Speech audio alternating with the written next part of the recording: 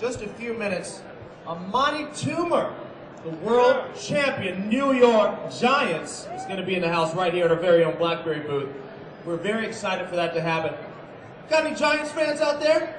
Yeah, baby, yeah. You got the jersey on and everything. How long you known about this, man? Long enough. Long enough to be here prepared. Good answer, good answer. There any Pats fans out there? One hand went up.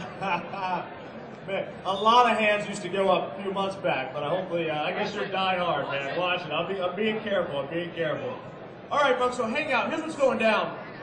We're going to do a cool interview, so you're going to get to hear a lot about, you know, his experiences and so forth, and his experiences with Blackberry. After that, he's going to be doing an autograph session, so if you guys are into the autographs, definitely hang out for that. He has some like little things he's signed and going to give out. Now, something that's really, really important that you guys are going to be into is we're giving out a helmet, a jersey, and a football to 3 different individuals, all signed by Amani. Now, to be eligible for that, you're going to have your card scanned. We're going to have a raffle and a drawing around 3:30 or so. So I'm not sure where our scanners are, but we're going to get those working pretty soon here. So be on the lookout for that. You definitely want to get your card scanned. And that's what's up. You guys, definitely hang out. You're welcome to be here at the Blackberry booth. We're very happy to have you here. My name is Madison Alexander. I can't wait to come back up here with Amani and get into this, all right? So also, if you guys have any questions for Amani, I'm going to do a quick open up to the crowd for questions, things of that nature. Just think of something real good, burning questions on your heart. Passion of football, baby. So yeah, we're coming back in just a few minutes. Hang tight. Thanks, guys. Hanging out with us today at the Blackberry booth. It's going to be exciting. We're going to find out all about how much he likes his Blackberry, what he uses it for. Lots of football questions as well. Again, like I told you guys earlier, if anyone out there has any questions, I'm going to open up to the crowd for a little bit of Q&A towards the end of the interview. So definitely kind of have in your mind, if you have anything, any burning desires, any questions like that, you want to ask him for Amani, definitely keep that in mind. And we're giving away some really cool stuff. We're giving away an autographed jersey, autographed helmet, autographed football. All right? I know you guys might want that. So they're going to be scanning cards in the audience here. You're going to get a raffle ticket. So definitely get your card scanned. I mean, it's a lot of people, but I mean, that's a pretty good chance. I think that's pretty good odds. It's better than at the craps table, that's for sure. So definitely hang out. We appreciate you all being here at the Blackberry booth. In the meantime, we're going to talk to some staff, find out more about our products. That'd be great. You all know how great Blackberry smartphones are, but we'd love to tell you even more details about it. I'm Madison Alexander. I'm your host. I'll be back out here in just a couple minutes, all right? See you guys soon.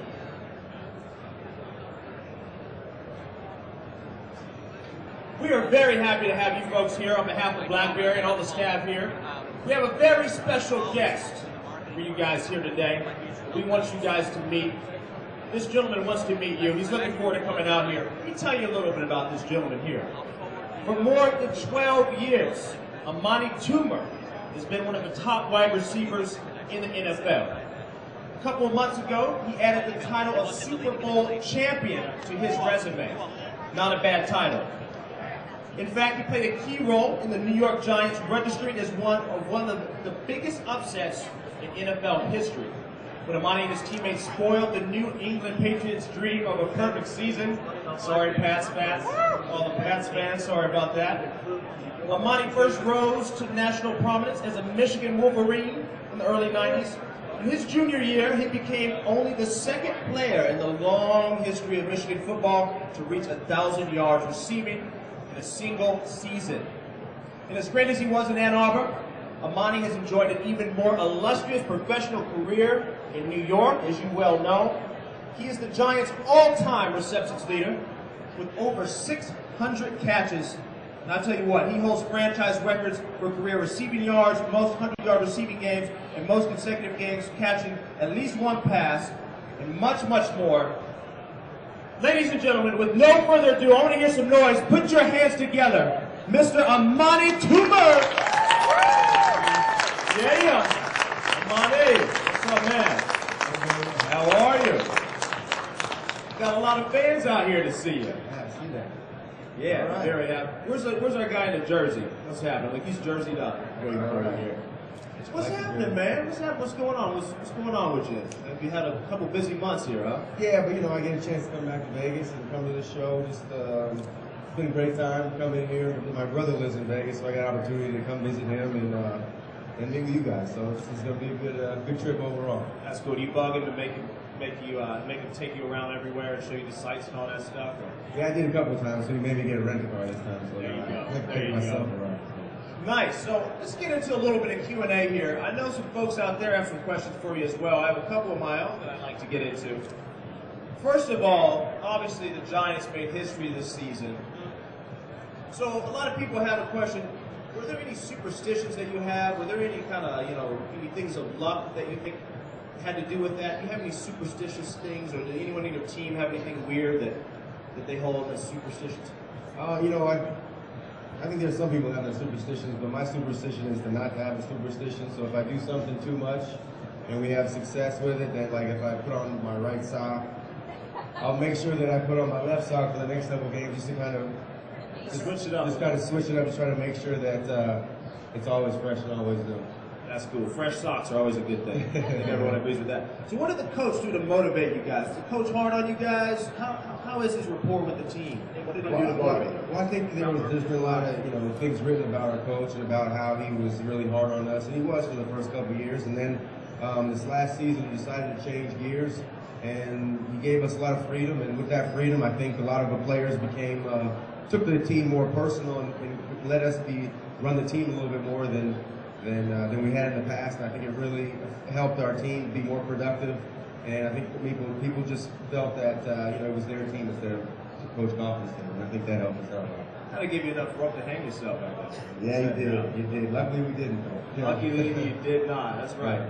Now, let me ask you: was there a point in your season where you just were sitting there and you said, "You know what? We actually have a chance at winning this season. We have a chance to be the champion this year." Did you ever have that moment, or did it not come until you had actually reached that plateau? When Shockey got hurt, we had an opportunity to. The next week we had to go to Buffalo and play the Bills to see if we were going to go into the playoffs, because we still didn't have a playoff spot. The week before we were going to play the Patriots, so we felt like that was our game that we really needed to win in Buffalo. We won that game, and we won it pretty decisively.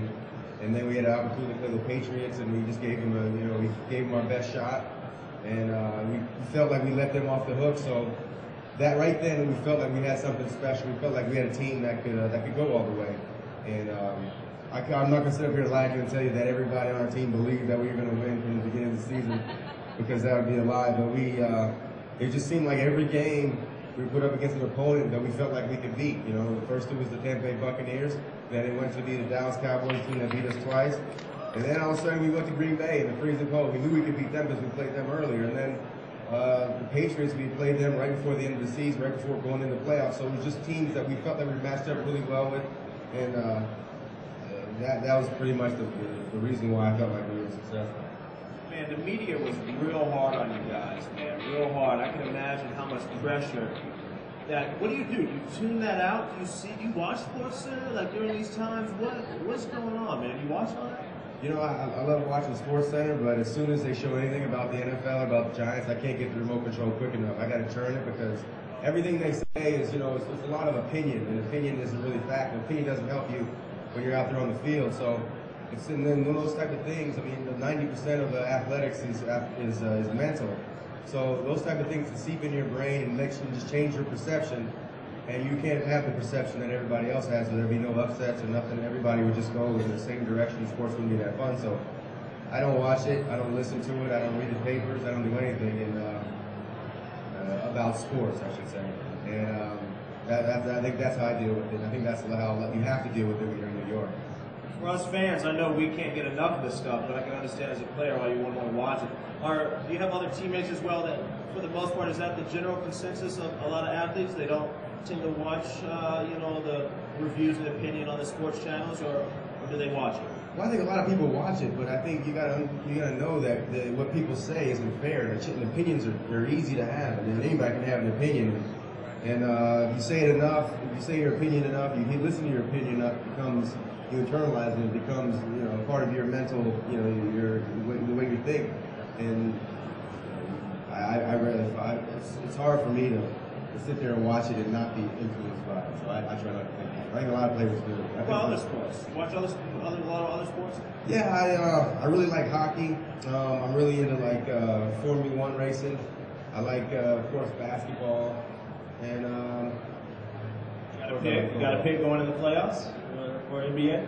You know, I think it's going to be hard for anybody to beat the Celtics, but you know, but they're count out San Antonio. Yeah, you can't count out the champ. Exactly, you can never count the champs because they're, you know, everybody always counts them out just like they counted us out, and they always win. So it's one of those things where you gotta wait till they play the game on the court. Now, kind of speaking of that underdog thing, how do you like to play?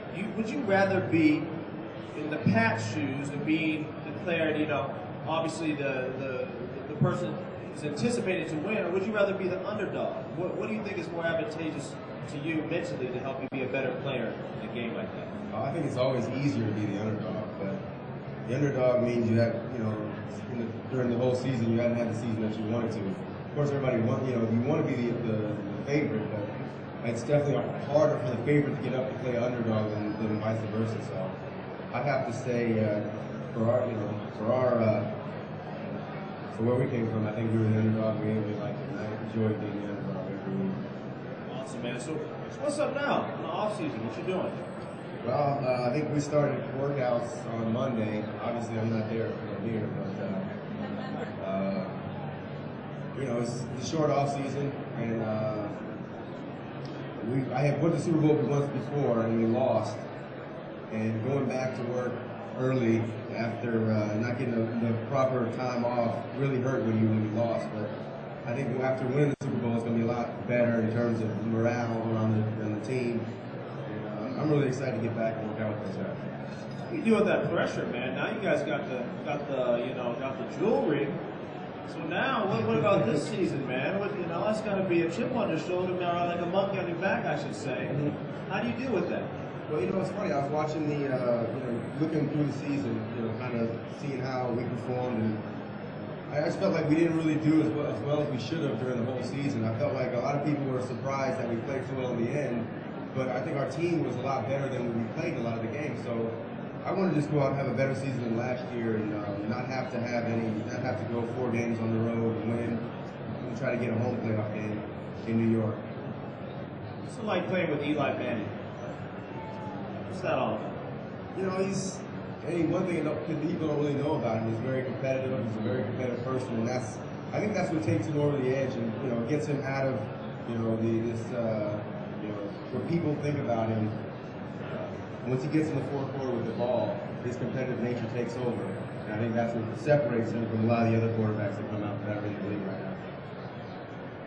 Are there any other players that are in your position, receiver, in the league, that you really look to and really kind of look up to and say, you know what, I like that guy's style, or I like how this guy plays? Well, there's a lot of guys that I like their style, you know. I don't know if I look up to them, but no, I mean, up to you. You got the jewelry, man.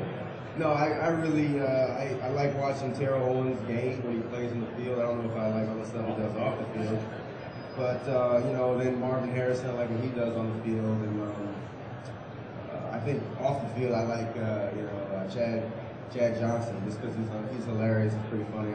I got a chance to hang around with the guy, and he doesn't take himself too seriously, which is a breath of fresh air in our game, and some of the guys take themselves way too serious. Monty, you a role model, man? Am I a role model? I mean, I don't know.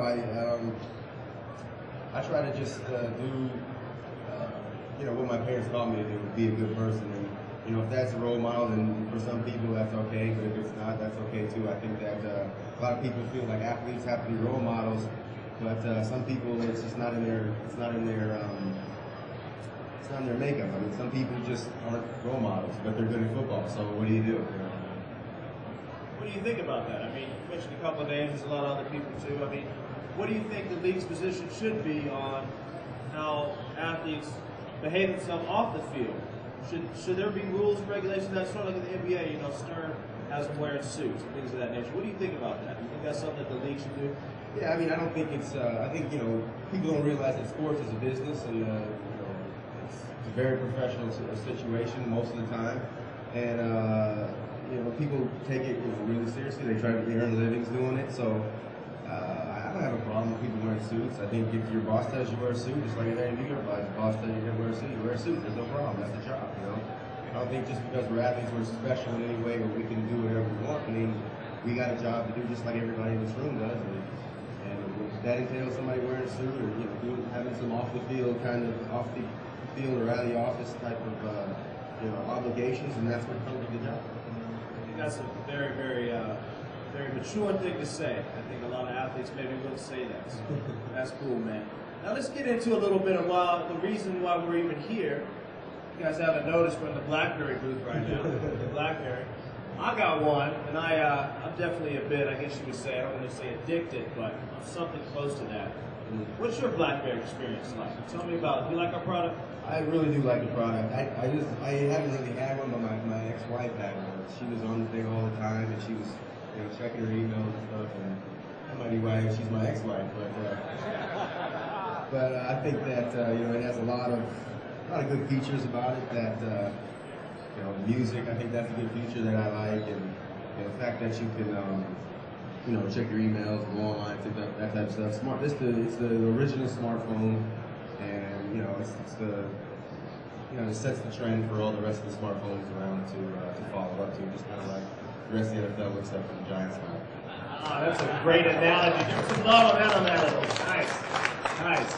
Now, I know we talked about this a moment ago. You don't watch a ton of media because, from a mental standpoint, it's probably not the best thing before you go into games, hearing all this stuff. But for the rest of us, we love this stuff. Yeah. We love it. So, like with ESPN, I know you can get your ESPN right there on your BlackBerry. What do you think about that feature for the consumer, for us normal guys? Well, I love it because a lot of people get a chance to sit down and watch a whole sports center. And during the off season, I'm a huge sports fan. And if I'm not playing or if we won that week, I'll watch Sports Center. But if we lose or if something's not going right, I'm not watching it. But I definitely feel that it takes a lot of time to be a sports fan. And it's just one with the ESPN hookup with the BlackBerry just makes it a little bit more accessible for people who have hard jobs and work long hours just to catch up on something and kind of take their mind away from their work. Absolutely, been a distraction. That's why we watch sports in the first place, right? That's what it's all about. Ladies and gentlemen, I've been running my mouth all day. I know some of you guys out there might have a couple questions. Anyone out there got any questions for Mr. Toomer? I know you're all a little bit shy. This gentleman does. What's your name, man? Where are you from?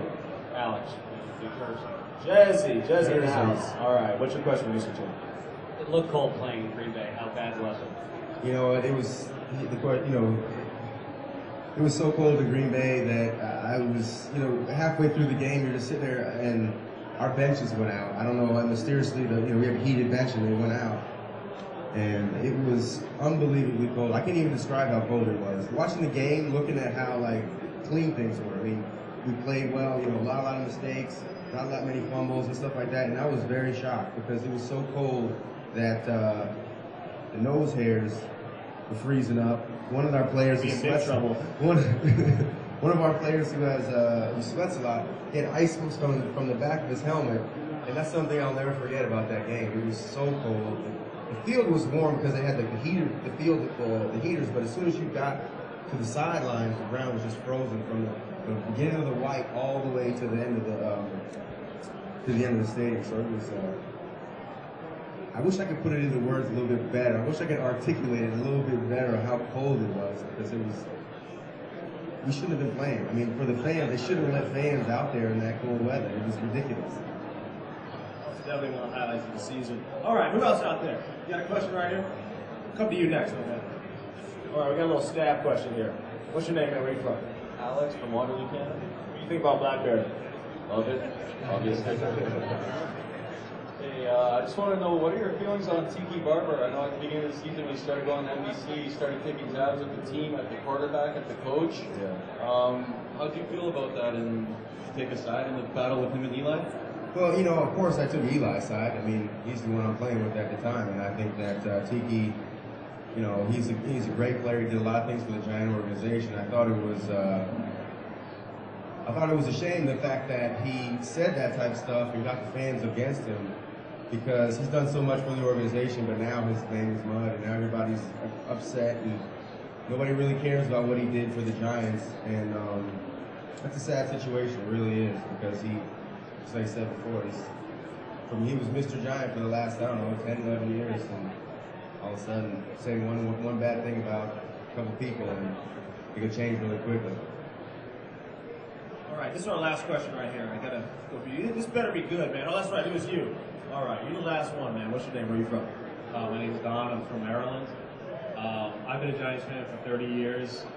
Lived in Maryland. My son just started watching the Giants. Picked the team for his dad. He's taken a lot of flack. He took a lot of flack over the year for being a Giants fan. And he didn't have a question, but he just wanted me to tell you thank you. Oh, thank you. Thanks for the support. Does that count as a question?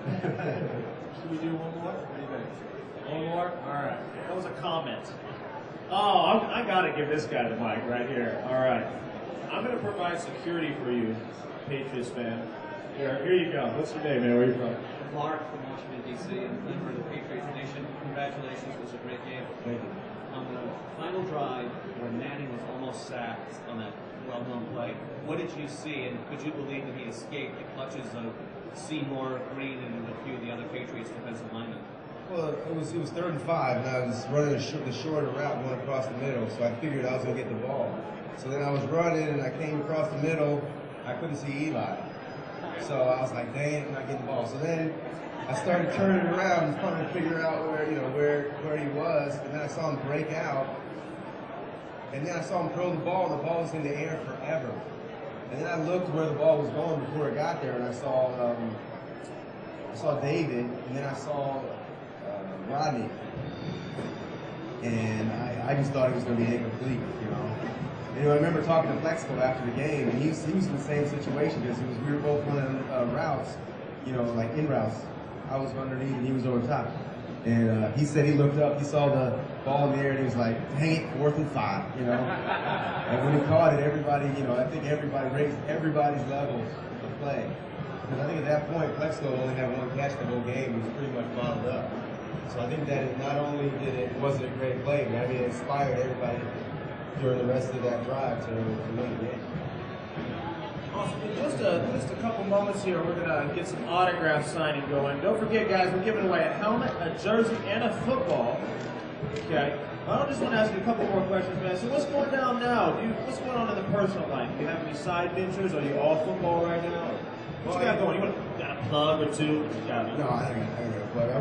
I just came back from Ghana. I was went on a mission with the OCI, a group of doctors that go over and do surgeries on the underprivileged kids over there in Africa, which was a great trip. I was there for 2 weeks, and we did 200 surgeries. And you did 200 surgeries? Well, I only helped in one. We did a lot of surgeries, which was fun. And I've been just traveling around, soaking up, you know, because didn't play in the league. He's going to be going on my 13th year, and it's the first time I can say I'm the champ, you know, so got to sort that out for me. Put your hands together with Amani Toomer. Give him a little love. Man, it's so nice to have you here. On behalf of myself and Blackberry, man, we're really, really excited for you. We're happy to have you as part of our team. Now, what are we going to do? A drawing real quick to see who won some stuff? Is that what we're doing here? Is that what we're doing? Oh, that's right. At 3:30, we're going to be doing the drawing. See who gets that football, that jersey, the helmet. I know you guys want that, right? So you definitely want to get your card scanned. That's how you become eligible. And we got some stuff for you to sign, man. Why don't we we're going to start lining up? How should we do it? There you go. This gentleman right here is going to direct you to the proper way to line up. Let's all be adults here. All right, let's all be adults here. No elbow throw. All right.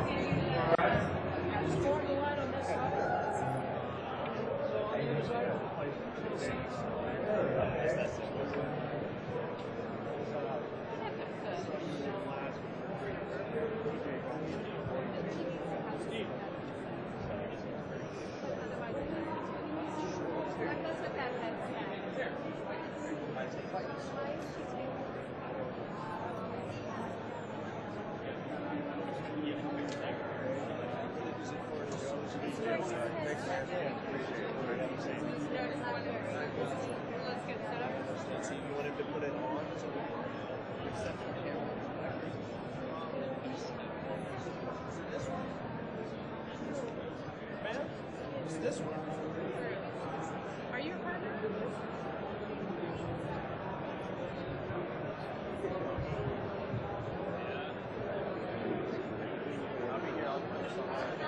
Yeah, you from Vegas and stuff? Yeah, you gotta go with my brother. He's from Vegas. Yeah, you guys, what's the stock going? Yeah. So you guys just own your company over in